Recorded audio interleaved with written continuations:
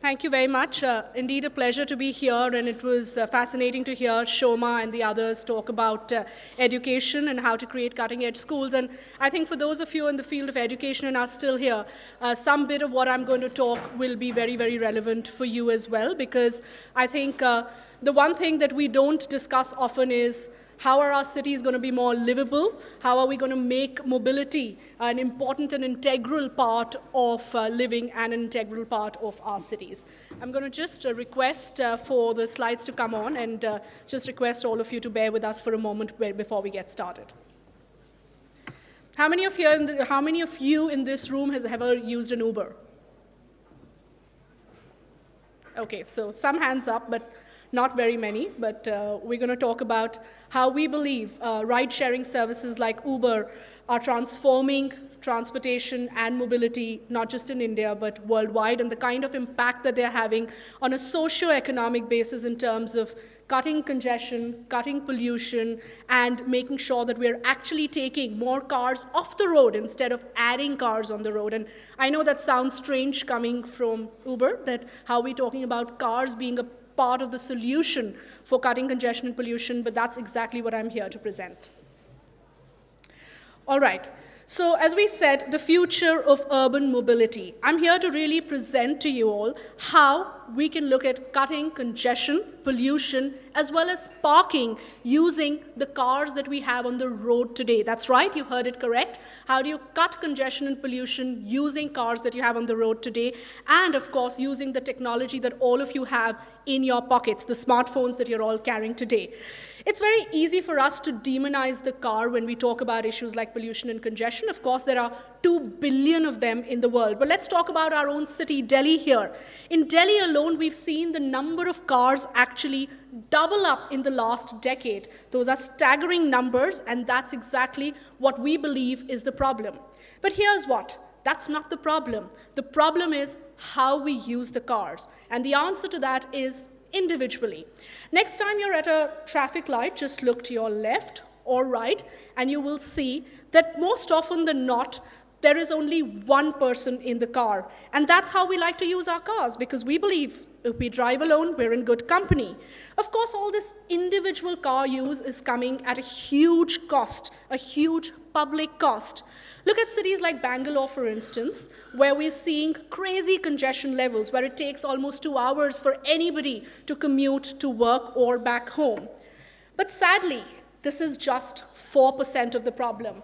And that's the data that we want to present to all of you, that cars are sitting idle 96% of the time. As a result, nearly a fifth of the land in some cities is being used only to store these hunks of steel. Remember, this land can go towards building some fantastic schools, as we were discussing some while ago, even affordable housing, or perhaps parks that our children need. But no, we use them as parking lots because we want to store these hunks of steel, and we believe everybody should own a car. Let me now look into how people are being pushed into buying cars, pushed into private car ownership. This is a city familiar to most people. It's New York. And even in a city which has a great public transit, like New York, the subway doesn't get you to your door. That's why 2.7 million cars drive into Manhattan every day. Not a pretty number, clearly, because this shows that car ownership is a necessity. It's not a luxury. Let's talk about how we as a company, how Uber hopes to change that. So when Uber began, it started all on a snowy night in Paris when our founders, Travis Kalanick and Garrett Camp, couldn't get a ride home. And they thought, how wonderful would it be if we could just push a button and get a ride? And that's how the idea began. Just a few months later, they set up Uber, and you could do exactly that. Push a button and get a ride. But while that was the idea of starting Uber, what the company soon realized as it started growing very fast, that transportation is hugely inefficient around the world. It doesn't matter whether you're in a developed country, whether it's the Western world or it's the third world, transportation continues to be inefficient. But now the other good news is that ride-sharing services like Uber have discovered that there is an alternative to a world that looks like a parking lot and it moves like a traffic jam. It's a world where people can actually share rides and where they can even be encouraged to take public transport. The question is, how do we get there? Well, the answer lies in providing affordable, reliable alternatives to individual car ownership. Let's first start with reliability and convenience, because those are two important parameters. Why will you decide to not go ahead and buy a car if you have an option of reliable and convenient mobility? Look at this map. This is Mumbai, and Uber has proven that ride-sharing can reliably serve every corner of a city like Mumbai, including parts where other means of transportation just cannot reach. And you can just push a button, and the average time for you to get a ride is definitely under 10 minutes.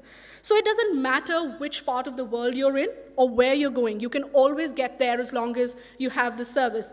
If you live, for instance, in New York's outer boroughs, you're as likely to get picked up as you are in downtown Manhattan. And that's an important point that we want to make here, how technology is a great leveler. It doesn't matter where you're going, it doesn't matter where you live, but technology can actually help create that equalizing balance in society, and that's the socioeconomic impact that we're talking about. In fact, what we're going to now show you is the city of Delhi, where you're seeing the same impact coming on over the years. We'll just try and load that slide. But essentially, what we're seeing is how coverage of public transportation is increasing, simply because not only are we complementing public transport, but we're also being able to provide more people, encouraging more people to move on. Let's now try, and if we're not able to load that slide, let's go on to London, where you know that if your train or subway or bus doesn't get you all the way home, Uber will help you take that last mile. What we do is we complement existing mass transit systems, and we're able to extend the reach of, say, the tube in London without any extra cost to the taxpayer or to the government. Nearly 30% of all Uber rides in London end within 200 meters of a tube or a train station. And what does this data actually tell you? That we're actually helping people use public transit. Let's move on to now talk about how we can resolve the issue of affordability, because it's all very well to say you need reliable transportation, you need convenient transportation, but what about making it affordable? Because remember, nobody is going to stop buying cars unless they feel there's a more reliable, convenient, as well as affordable alternative to transportation. Let me now say how policymakers have been trying to encourage carpooling for many, many years. There are many educationists in this room. If you look at Dr. Mahesh Prasad at Step by Step, there was Manith here from Heritage School. I think the value that most of the educationists want to inculcate in students as well as parents today is, please carpool. Please make sure that you're getting more people into fewer cars, because that helps cut down congestion. And I know it's almost a rule in some of the schools that if there are children coming from the same area, they're encouraged to carpool. But how do you do it in a school-like system? It's actually good value-oriented schools like Step by Step, like Heritage, who actually match the parents. And they say, you know what, you live in the same area, how about you carpooling? And encourage them to carpool to school. But that can that be scaled up? Probably not. It can be done at a level where there is intent, but how do you scale it up? Well, we have the answer. Technology can help scale it up. And this is a graphic which we want you to look carefully, because if you look at it, initially what you saw were two lines. That's person A and person B traveling in exactly the same direction, but there are two rides that are taking you there, two separate rides. But what we're saying is, make it look like this. Combine the two lines and make sure those two people are sharing their rides and not taking out two different cars or ordering two different rides to go in the same direction. And that's how the idea of Uber Pool came about, which has become a stupendous success for us around the world. It's because it's made people realize that carpooling can only take off if you add technology to it. And this breakthrough that our engineers noticed about a lot of duplicate rides allowed us to combine two people who are going to the exact same place at the exact same time and use mobile technology to conveniently match up these people. Well, why does this matter and why is it good? It's good for passengers because a shared ride, remember, is cheaper. And that's what people are realizing. They're paying a much lower cost for a shared ride than they would for a regular ride. Well, why is it good for drivers? Because they have more time with paying passengers in the back of the car, so they literally earn more. It's good for cities because, as we said, more people in fewer cars is always good for a city that's trying to resolve issues of congestion and pollution. And surely, policymakers in cities like Delhi and Bangalore need to wake up to these realities of going ahead with some big, bold bets to resolve some of these problems. Let's look at this. Let's look at how Uber Pool is actually resolving some of these issues. We're helping actually make sure that we're reducing the number of miles that are driven. So what you can see on your screen is 312 million. That is the number of miles we have been able to reduce in 1 year alone, 2016, by getting people to carpool. That's more than the distance between the Earth and Mars. So remember, that's the kind of scalable impact Uber Pool can have. Even in cities like New Delhi, people are embracing carpooling like never before. We've got nearly 20% of the trips on most cities where we have the facility now on Uber Pool. For cities like New Delhi, that number is a fascinating 30%. Nearly 30% of our rides today are pool rides. Let's look at how we're getting more people in fewer cars is also helping us save fuel. Remember, it's a scarce commodity, and we all need to do our bit to save fuel. We've managed to save 6.2 million gallons of fuel, which is enough to fill over 9 Olympic swimming pools, by just getting more people into fewer cars, by encouraging people to carpool. It's also helped cut carbon emissions by 55,000 metric tons. Those are numbers that all climate change activists and people who are working in this area need to take note of. Those are impressive numbers of how we've helped resolve the problem to a large extent. And remember, we're just getting started. Today, ride-sharing accounts for under 4% of the miles driven globally, just under 4%. But JP Morgan is estimating that the number will rise to more than 25% by 2030. Just imagine the possibilities that lie ahead. I want you to just look at the next slide and give it a thought about what we want our future to be, how we want our cities to look. Our ultimate hope for the future is that we can turn every journey into a shared journey by using a combination of ride-sharing and mass transit, and that people will say, we don't need to own a private car anymore. People will say that we'd rather use these services not through coercion, but by making the right choices, encouraging people to make the right choices. Because A, sharing is cheaper, B, it's a more convenient alternative to individual car ownership. Mass urbanization is one of the defining trends of our generation. There's so much that's great about living in a city today, but unless we embrace shared modes of transportation, we cannot make our cities less congested and less polluted. We need to create more space for parks and for schools, where everyone, wherever they live and whatever their income is, has access to affordable as well as reliable transportation.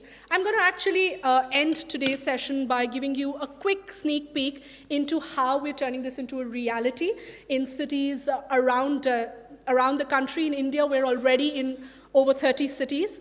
We have launched our products, which is the plain vanilla Uber rides, but in addition to that, we've got bike sharing in some of the cities, which is called Uber Moto, where once again, we encourage people to take affordable rides to get them to mass transit systems, to encourage them to use public transport, how we're actually encouraging people to share their rides. I'm going to leave you with a glimpse, a video of how we launched a product called Uber Moto in Hyderabad in December, where our global founder and CEO Travis Kalanick visited there along with Telangana IT Minister K.T. Ramarao, and we did a fun mannequin challenge to tell people all about why they should be using affordable, reliable, convenient modes of transport rather than owning cars themselves.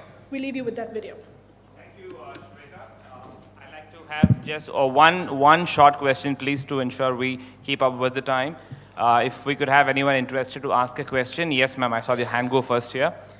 Please do have a short question for Shweta. Hi, Shweta, you mentioned affordability and reliability being one of the key aspects of Uber. But the fact of the matter is that as of now, it is not. Because I came in from Bangalore for this conference, and yesterday I couldn't get an Uber because Uber is on strike.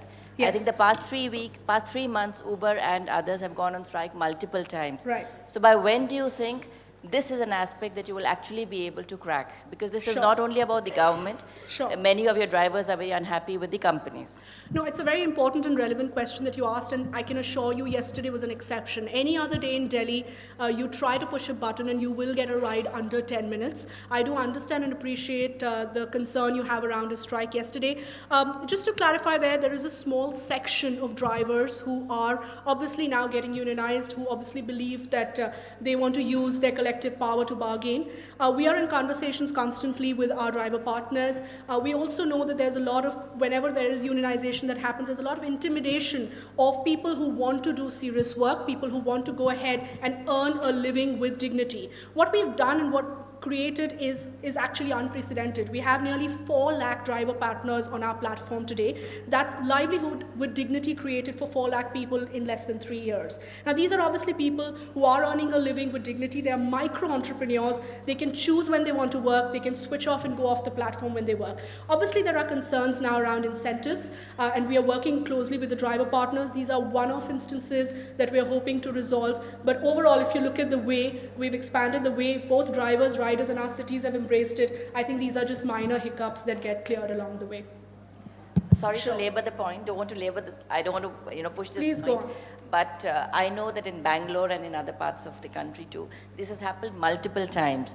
And when you're going to the airport, you're going for an important meeting, the whole concept of reliability is, we are not able to rely on any of them. So just wanted to raise this. I wouldn't agree that it's happened multiple times. It could be just a bad coincidence, because we've had incidents of strikes all of 3 to 4 times in the last 3-4 months in different cities around the country. So these are one-off sporadic incidents that we are seeing. Yes, of course, riders suffer, and that's the point that we need to make, that by these kind of activities, the ultimate people who suffer are riders, who all that they're looking for is a reliable ride to get from point A to point B. So I think these are ongoing conversations, and there are always issues that come up whenever people are embracing technology, whenever there are new services that we're hoping to resolve.